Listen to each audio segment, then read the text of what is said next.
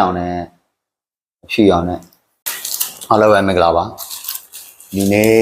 မပိုင်ဘာဝယ်ထားလဲမသိဘူးเนาะကျွန်တော်လည်းသူဖောင်းမယ်เนาะโอเค1 2 3တင်းအားကြည့်မယ်เนาะနံပါတ်1ဘယ်လောက်လဲတော့ကျွန်တော်ပြဆေးဆက်နဲ့တော့ဘယ်လိုတော့ပြောတာပဲโอเคဖောင်းမယ်เนาะ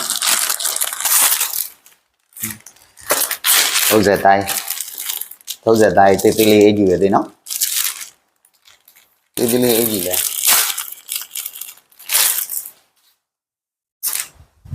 ဟောဒီအေးကြည့်ကပိုက်တာ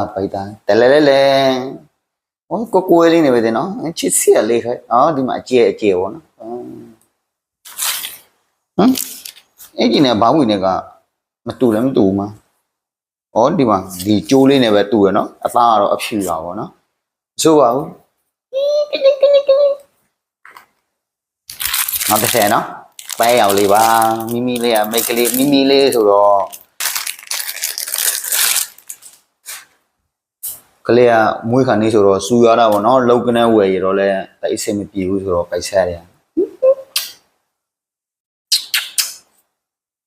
ဒီမှာတော့ white စိတ်ပဲနော်အဖြူရောင်နဲ့ဒီမှာအဖြူနဲ့ဆန်များသွားနော်နဲ့အစိမ်းရောင်နဲ့အဖြူရောင်နဲ့ okay နှမျိုးပြီးတော့